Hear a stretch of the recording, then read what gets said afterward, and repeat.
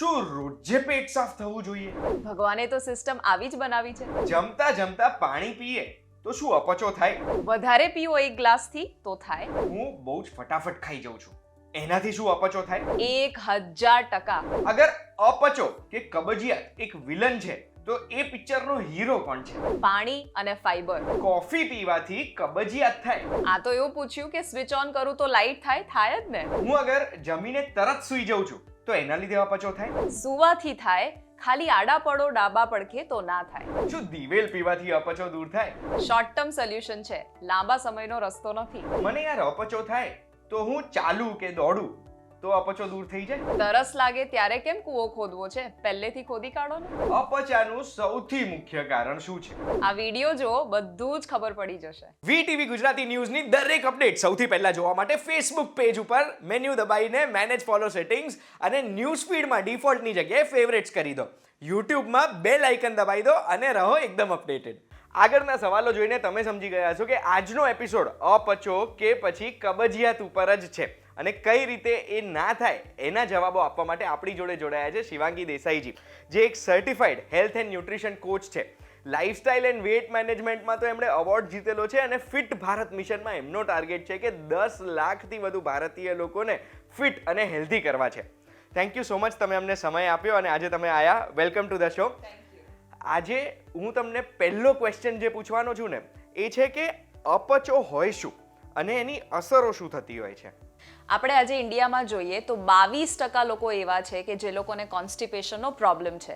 અને એ કેમ છે, પહેલાં તો તમને છે કે નહીં એ કેવી રીતે જજ કરવું. જ્યારે તમને સવારે નેચરલી પ્રેશર નથી આવતું, તમારે ચા, સિગરેટ કે ન્યૂઝપેપરનો આધાર લેવો પડે છે ત્યારે તમને પ્રેશર આવે, અથવા 10-15 મિનિટથી વધારે બેસી રહેવું પડે છે, મે બી મોબાઈલ સ્ક્રોલ કરવો પડે છે, ટાઈમ ક્યાં જાય અને પ્રેશર ક્યારે આવે રાહ જોવી પડે, મતલબ એ કોન્સ્ટિપેશન છે. અઠવાડિયામાં 3 વારથી ઓછી વાર જતા હોય તો પણ એ કોન્સ્ટિપેશન છે. તો પછી આ અપચાને દૂર કરવું કેમ જરૂરી છે? આપણે જ્યારે પણ આયુર્વેદ સાયન્સને જોઈએ ને તો એણે કહ્યું છે કે શરીરમાં કોઈ પણ બીમારી થાય એનું એક જડ છે અને એ છે તમારું પેટ. ત્યાંથી જ બધી બીમારી ચાલુ થાય છે. હેરફોલ હોય, સ્કિન હોય, એનર્જીના પ્રોબ્લેમ હોય કે તમને બહુ ઊંઘ આવતી હોય, ઊંઘ ના આવતી હોય કે લાઇફસ્ટાઇલ રિલેટેડ ડિસઓર્ડર હોય. આ કેમ કે કોઈ પણ વસ્તુનું જે સેન્ટર છે એ સૌથી પાવરફુલ હોય. જેમ કે આપણું સૌર્યમંડળ છે, એનું સેન્ટર છે સુરત, સૌથી પાવરફુલ. આ હાથ છે, એનું સેન્ટર છે અહીંયા, આ સૌથી પાવરફુલ છે. એટલા માટે આપણે લોકોને આશીર્વાદ અહીંયાથી આ લોજિકથી આપીએ છીએ. પ્રાણિક યા રેકી હિલિંગ, આ બધું જે છે એનું સાયન્સ જ આ છે. સિમિલરલી આપણા બોડીમાં જે સેન્ટર છે એ છે આપણું પેટ, આપણી નાભી, અને ત્યાંથી જ બાળકને ન્યુટ્રિશન મળે જ્યારે એનો જન્મ થાય એની પહેલાં. એટલા માટે જ્યારે 7 ચક્રોની પણ આપણા શરીરમાં વાત કરીએ, સેન્ટરમાં આવે છે મણિપુર ચક્ર. એનો મતલબ શું કે આ જે જગ્યા છે ને એ બહુ જ ઇમ્પોર્ટન્ટ જગ્યા છે, આપણું પેટ, અને એને આપણે જ્યારે નિગ્લેક્ટ કરીએ ને ત્યારે આખું શરીર બગડે છે. હવે આ અપચાની જે તમે વાત કીધી, આટલા બધા ઇફેક્ટ્સ થાય છે અપચાના લીધે એ તો મને ખબર જ નથી. તો અપચો ના થાય એના માટે હું કયા એવા ફૂડ છે, એવી વસ્તુઓ છે ખાવામાં જે હું અવોઇડ કરી શકું તો અપચો થાય જ નહીં? સૌથી પહેલાં મિલ્ક, દૂધથી અપચો બહુ જ વધારે લોકોને થતો હોય છે. અને બીજું છે ઘઉં. ઘઉંમાં ફાઈબર બહુ જ ઓછું છે જેના લીધે અપચો થાય છે. એટલે તમે ઘઉંને છોડીને બીજા ઓપ્શન્સ હું આપીશ થોડી વારમાં, એ લઈ શકો. એની સાથે સાથે જે પેકેટવાળું ખાવાનું છે, જે એવું ખાવાનું જે બહુ જ પ્રોસેસ થયેલું છે, જેમ કે બિસ્કિટ છે, બ્રેડ છે, પિઝા, બર્ગર, બેકરી આઇટમ્સ કે કેક, પેસ્ટ્રી, આ બધી એવી વસ્તુ છે કે જે એટલી બધી રિફાઇન્ડ છે કે બોડીમાં જઈને બહુ વધારે ડાયજેશનનો પાવર માંગી લે છે. એટલા માટે અપચો થતો હોય છે. કેફીન જેમ કે કોફી લેવી, આ બધી એવી વસ્તુઓ છે કે જે તમારે અવોઇડ કરવી જોઈએ અથવા તો ઓછી કરી દો જેનાથી અપચો ના થાય. આ તો થઈ ગઈ એવી વસ્તુઓની વાત જે આપણે અવોઇડ કરવી જોઈએ. એવી કઈ વસ્તુઓ છે જે હું મારા જીવનમાં એડ કરી શકું ખાવા પીવામાં જેનાથી અપચો મને રહે જ નહીં? પીવામાં પાણી અને ખાવામાં ફાઈબર, આ બંને એડ કરશો તો કોન્સ્ટિપેશન જશે જ. પાણીથી કઈ રીતે અપચો દૂર થાય? એક દિવસમાં નોર્મલી આપણે 2.5 થી 3 લીટર પાણી પીવું જોઈએ. પણ ઘણા લોકો શું કરે, એટલું બધું એક્સેસિવ પાણી પી લે ને તો એનાથી પણ તમને અપચો થાય. આપણે ધ્યાન એ રાખવાનું છે કે પાણી આપણે રેગ્યુલર ઇન્ટરવલ પર ધીરે ધીરે પીએ. એટલે દર કલાકે 1 ગ્લાસ અને પૂરા દિવસમાં તમે 2.5-3 લીટર પીધું. સાથે વોટર રિચ ફૂડ ખાવું પણ એટલું જ જરૂરી છે. એટલે આપણે કાકડી છે, પપૈયું છે, કે આપણે ઓરેન્જ છે, Apple, fruits, vegetables, green leafy vegetables, લીલા શાકભાજી, આ બધું તમે એડ કરો જેમાં પાણી ભરપૂર છે. એટલે ફક્ત ને ફક્ત પાણી ખાવું એવું નહીં, પણ પાણી ભરેલી જે વસ્તુઓ છે ખાવાનું એ જરૂરથી આપણે લેવું જોઈએ. અને એ કેમ લેવું જોઈએ? આપણા શરીરમાં 4 ડિટોક્સ ચેનલ્સ છે. એ 4 સ્ટૂલ, યુરિન, સ્વેટ અને બ્રેથ, ચારેયમાં પાણી વપરાય. એટલે જ્યારે તમે પાણી પીઓ અને પાણીથી ભરેલું ખાવાનું ખાઓ એટલે એ ચેનલ સારી કામ કરે. અને ફાઈબરવાળી વસ્તુઓની તમે જે વાત કરી, એ ફાઈબરવાળી વસ્તુઓ કઈ રીતે આપણે અપચો દૂર કરવામાં હેલ્પ કરતી હોય છે? ફાઈબરનું મેઇન 2 કામ છે. સૌથી પહેલું જે છે એ છે, આપણને મોંમાં દાંત આપેલા છે, પેટમાં આપ્યા છે ના, તો કેવી રીતે ડાયજેસ્ટ થાય છે ખાવાનું? એ થાય છે ફાઈબરથી. તો ફાઈબર એ પેટના દાંત છે. જ્યારે તમારા શરીરમાં બહુ જ કચરો હોય અને તમે ઇનફ ફાઈબર લો, ત્યારે તમારા શરીરની સફાઈ આસાનીથી થઈ શકે છે. સ્પેશિયલી જ્યારે આપણે બરાબર ચાવીને નથી ખાતા, એટલે વધારે દાંતની જરૂર પડે પેટમાં, એટલે ફાઈબર વધારે જરૂર પડે. બીજું કામ છે એ પ્રીબાયોટિક છે. પ્રીબાયોટિક એટલે આપણા પેટમાં સારા અને ખરાબ બેક્ટેરિયા છે. ખરાબ બેક્ટેરિયાને ઓછા કરવા અને સારા બેક્ટેરિયાને વધારવાનું આપણું કામ છે, જેમાં ફાઈબર એટલે પ્રીબાયોટિક, જે સારા બેક્ટેરિયાનું ખાવાનું છે, હેલ્પ કરશે. તો ફાઈબરવાળી, મને ડાઉટ આ બહુ જ છે કે ફાઈબરવાળી કઈ કઈ વસ્તુઓ કહેવાય? તો એ તમે 4-5 વસ્તુઓ લિસ્ટ કરી શકો જે ફાઈબરવાળી હોય? ચોક્કસથી. જેટલા પણ શાકભાજી છે, જેટલા પણ ફળ છે, સાથે આપણી દાળ, કઠોળ, તમારા નટ્સ એટલે બદામ, અખરોટ, આ બધી જ વસ્તુઓમાં ભરપૂર ફાઈબર છે. એટલે શું કરો? સવારે ઉઠો ને ત્યારે 1 કટોરી ફ્રૂટ્સ ખાઈ લો. બપોરે તમે 1 કટોરી સેલડ ખાઈ લો. રોટલી જે ઘઉંની લો છો એના બદલે તમે જુવાર, જવ, બાજરી, મકાઈ, એવું કંઈક, બાજરી અને મકાઈ તમે બને તો વિન્ટરમાં લો. બાકી બધી સિઝનમાં કોઈ પણ તમે મિલેટ કે હોલગ્રેન લઈ શકો છો. સાંજે તમે બદામ, અખરોટ પલાળીને લો 7 થી 8 કલાક, અને પછી રાત્રે સૂપ લઈ શકો. તો આ બધામાં ફાઈબર આવી જશે. તમે આ ફાઈબરવાળી વસ્તુમાં બોલ્યા કે મોઢામાં દાંત આપ્યા છે, તો એનાથી મને પેલો સ્ટાર્ટિંગ વાળો સવાલ યાદ આવી ગયો કે આપણે ફટાફટ ના ખાઈ જવું જોઈએ, ચાવીને ખાવું જોઈએ. તો એ ચાવવાની સ્પીડ અને આપણી પાચન ક્રિયાનો સંબંધ શું છે? બહુ મોટો સંબંધ છે. આપણે બધાએ સાંભળ્યું છે કે આપણે 32 વાર ચાવવું જોઈએ.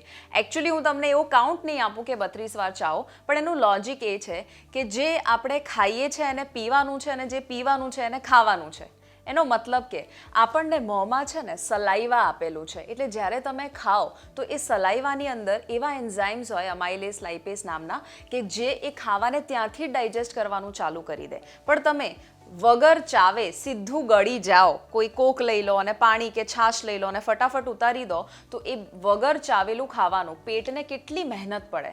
હવે આપણી બધી સિસ્ટમ છે ને એકબીજા સાથે જોડાયેલી છે. એમાં એક સિસ્ટમ, એક ઓર્ગન દુઃખી થાય તો બીજું પણ દુઃખી થાય. જેમ ઘરમાં એક ફેમિલી દુઃખી હોય, એક ફેમિલી મેમ્બર, તો બીજાને લોડ આપે ને, બસ એવી જ રીતે જ્યારે તમે મોઢાને લોડ આપ્યો વગર ચાવે, તો એ લોડ ક્યાં પાસ ઓન થશે? સ્ટમકમાં થશે, ને એ પછી નાના આંતરડામાં ને આગળ પાસ ઓન થશે, ને એટલા માટે કોન્સ્ટિપેશન થાય. એટલે શું કરવાનું? તમે અત્યારે એક એવરેજ માણસ 3 વાર ચાવતો હોય છે, એને તમે 3 વાર વધારી દો, એટલે 6 વાર કરો, પછી ધીરે ધીરે 9 વાર કરો, અને પછી તમને એક આદત પડશે કે ના, મારે બરાબર ચાવીને જ ખાવું છે. એટલે ખાવાને પીવાનું અને પીવાને ખાવાનું. એવું કેમ ઘણીવાર થતું હોય છે કે મારો મૂડ ખરાબ હોય ને ત્યારે મારું પેટ પણ ખરાબ થઈ જાય? આપણે જ્યારે પણ પેટની વાત કરતા હોય ને ત્યારે એ માઇન્ડને સાંભળતું હોય છે કોન્સ્ટન્ટલી. આપણે જે વિચારતા હોઈએ, જે ફીલ કરતા હોઈએ, એ આપણા બોડીના દરેક અંગ અને સેલ સુધી જાય છે. સ્પેશિયલી પેટ તો સાંભળે જ છે. આપણું ગટ અને બ્રેન એકબીજા સાથે કોન્સ્ટન્ટલી કમ્યુનિકેટ કરે છે, વાતો કરે છે, કેમ કે એની સાથે નર્વ્સ જોડાયેલી છે. એટલે તમે નોટિસ કર્યું હશે કે જ્યારે એક્ઝામ હોય, ઇન્ટરવ્યૂ હોય કે ગર્લફ્રેન્ડને મળવાનું હોય, ત્યારે તમને એન્ઝાયટી થાય ને, ત્યારે તમે કહો કે મને બટરફ્લાય દોડે છે પેટમાં. એનો મતલબ છે એ વખતે થોડા ડાયરિયા જેવું પણ ફિલિંગ આવી જતું હોય છે. કેમ કે એ પેટને ખબર પડી ગઈ કે હા, કંઈક ખોટું થયું, કંઈક અલગ થયું, અને એટલા માટે એને થોડો ડર લાગે, અને પેટને ડર નથી ગમતો. હવે આપણે પહેલાના જમાનામાં જ્યારે ગુફામાં રહેતા હતા, જમીએ અને પછી સિંહ આવે, ત્યારે શું આપણે ખાવાને ડાયજેસ્ટ કરવાનું વિચારીએ? ના, આપણે તો એવું જ વિચારીએ કે આની સાથે હું કેવી રીતે ફાઇટ કરું, અથવા તો હું ફ્લાઇટ કરું એટલે ભાગી જાઉં. અને બંનેમાં તમને હાથ અને પગમાં બ્લડ સર્ક્યુલેશન જોઈએ. એટલે જે પેટમાં ડાયજેશન માટે સર્ક્યુલેશન જોઈતું હતું, બ્લડ જોઈતું હતું, એ બધું હાથ અને પગમાં આવી ગયું, જેનાથી તમારું ડાયજેશન ઓફ થઈ ગયું. આને આપણે કહેવાય સિમ્પથેટિક નર્વસ સિસ્ટમ ઓન થઈ ગઈ. સિમ્પથેટિકમાં ડાયજેશન ના થાય. આજે સિંહ નથી આવતો, પણ તમને ખબર છે સિંહ કયા રૂપમાં આવે છે? સ્ટ્રેસના રૂપમાં, ઓવર થિંકિંગના રૂપમાં. એટલે જ્યારે આપણો મૂડ ખરાબ હોય, જ્યારે આપણે બહુ નેગેટિવ વિચારતા હોઈએ, ત્યારે એ સીનના જેમ જ બોડી ઇમ્પેક્ટ આપે છે, ઇફેક્ટ આપે છે, અને એના લીધે થઈને આપણું ડાયજેશન ખરાબ થાય છે. હવે તમે મન અને પાચન ક્રિયાનો સંબંધ તો મને સમજાયો, તો એવા કોઈ વિચારો છે, એવા કોઈ થોટ્સ છે જે આપણે વિચારીએ તો એના લીધે કબજિયાત થતી હોય છે? ગુંજભાઈ, એક એવી વાત કહીશ જે આજ સુધી આપણને કોઈએ નથી કીધી.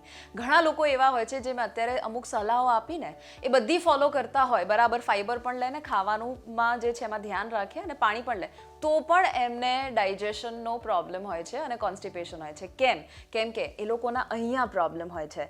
હવે જ્યારે પણ કોઈ પણ વ્યક્તિ બહુ પરફેક્શનિસ્ટ હોય, એને બધું પોતે કે એવું જ થાય, એવું જોઈએ, અને જૂની વાતો ભૂલી ના શકે, એટલે મનમાં જ્યારે એવું ચાલતું હોય છે ને કે હું નહીં છોડું, ત્યારે પેટ પણ એવું કહે છે કે હું નહીં છોડું.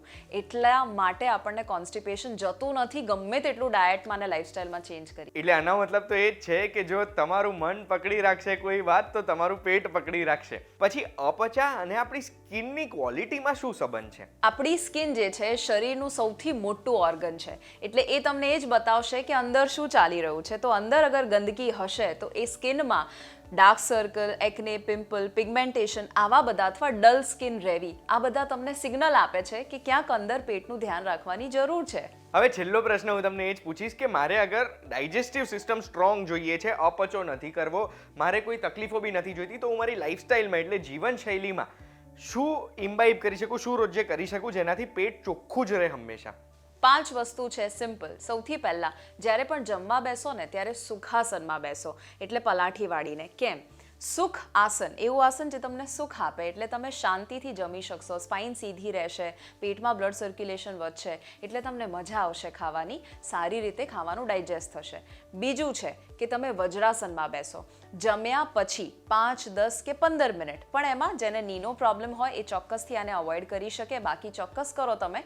અને એનાથી થશે શું કે ખાવાનું તમે જ્યારે લોઅર બોડીના બ્લડ સર્ક્યુલેશનને ઓછું કરીને અપર બોડીમાં પેટ સુધી લાવો છો, એટલે અગેન એ ખાવાને બહુ જ સરસ ડાયજેશનમાં રાહત મળે છે અને તમને મજા પણ આવશે. ત્રીજું જે છે એમાં તમારે ઓવર ઇટિંગ નથી કરવાનું, એટલે 80% તમારું પેટ ભરાય ત્યાં સુધી ખાઓ. એવું નહીં કે અહીંયા સુધી ખાવાનું આવી ગયું અને તમે ફટાફટ પતાવી દીધું, એટલે ધીમે ધીમે ખાશો, એટલે 80% સુધી જ ખાઓ.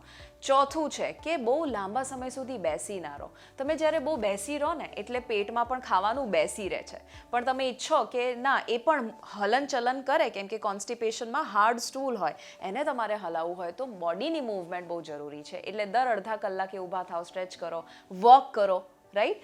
અને 5મી અને છેલ્લી સૌથી ઇમ્પોર્ટન્ટ વસ્તુ જે છે, લેટ ડિનરને અવોઇડ કરો.